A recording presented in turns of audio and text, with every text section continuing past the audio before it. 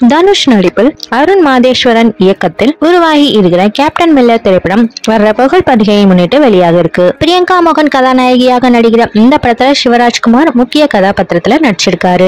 GV பிரகாஷோட இசையில வெளியான அத்தனை பாடல்களும் சூப்பர் ஹிட் அடிச்சிருக்கு. பாடல்களை காட்டிலும் இந்த படத்துல இடம்பெற போகிற பின்னணி இசையை பற்றி தான் ரசிகர்கள் பெரிய அளவுல பேசிட்டு வராங்க. சுரன், ஆடிகளம் போன்ற படங்கள்ல பின்னணி இசையில மிரட்டி இருப்பாரு ஜிவி பிரகாஷ். இதனால இந்த படத்திலும் தன்னோட மேஜிக்கை நிகழ்த்தி இருப்பாரு ரசிகர்களால எதிர்பார்க்கப்படுது. ட்ரெய்லர்ல வர்ற பின்னணி இசையை மிரட்டலாக இருக்கிறதாக ரசிகர்கள் சொல்லிட்டு வராங்க. இந்த நிலையில கடந்த 2 ஆண்டுகளாக பிரம்மாண்டமாக உருவாகிட்டு வர்ற கேப்டன் மில்லர் திரைப்படம் பொங்கலையொட்டி திரைக்கு வர இருக்கு.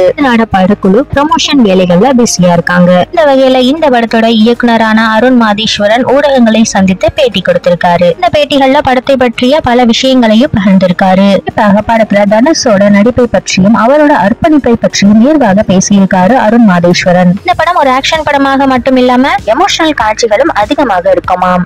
இந்த படத்துல 3 ஹைலைட்டான எமோஷனல் காட்சிகள் இருக்கிறதாக தெரிவிச்சிருக்காரு. இந்த காட்சிகள்ல தனுஷ் நடிச்ச விதத்தை பார்த்து தான் அசந்து போய் இருப்பதாகவும் சொல்லியிருக்காரு. அந்த காட்சிகள்ல தனுஷோட நடிப்பு அசுரன், மயக்கம் என்ன படங்களோட லெவல்ல இருக்கும்னு சொல்லியிருக்காரு. அசுரன் மற்றும் மயக்கம் என்ன போன்ற திரைப்படங்கள்ல தன்னோட எமோஷனல் காட்சிகளாக ஸ்கோர் செய்திருப்பாரு தனுஷ். அதே போலவே இந்த படத்திலும் எமோஷனல் காட்சிகள்ல தனுஷோட நடிப்பு அபாரமாக இருந்ததாக சொல்லியிருக்காரு அருண் மாதேஸ்வரன். படத்தோட டீசரே செம மிரட்டலா வந்திருக்கிறதாக தளபதி விஜய் சொல்லியிருக்காராம். ஏற்கனவே தன்னோட வாழ்த்துக்களையும் தனுஷுக்கு தெரிவிச்சிருக்காராம். இந்த நடிகரோட படங்கள் வந்தாலுமே ஹீரோ இல்லாம பாராட்டுறது விஜயோட வழக்கம். அவரோட படங்களுக்கு போட்டியாக வந்தால் கூட தன்னோட வாழ்த்துக்களை தெரிவிப்பார் விஜய்.